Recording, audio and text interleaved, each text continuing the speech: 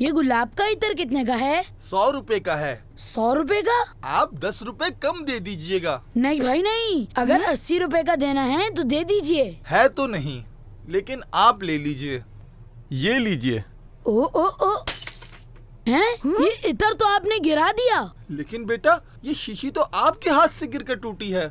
लेकिन अभी तो मैंने सही से पकड़ी भी नहीं थी और आपने छोड़ दी। गलती तो आपकी है। मैं आपको इत्र की दूसरी शीशी बना देता हूँ। नहीं नहीं नहीं, मुझे नहीं चाहिए। मुझ पे भरोसा है रब मेरा। दोस्तों, ईद मिलादुन नबी के मौके पर हमें गरीबों का ख्याल रखना चाहिए और उनके घर राशन भी डलवा देना चाहिए। कोई अगर बीमार और मुस्तहिक हो तो उसके इलाज का खर्चा भी उठा लेना चाहिए। वाह, यानी ईद का तो मजा ही आ जाएगा। यही तो सच्ची ईद है कि दूसरों में खुशियाँ तकसीम की जाएं। हम इस दफा ईद मिलादुन नबी सल्लल्लाहु अलैहि वसल्लम ऐसे ही मनाएंगे।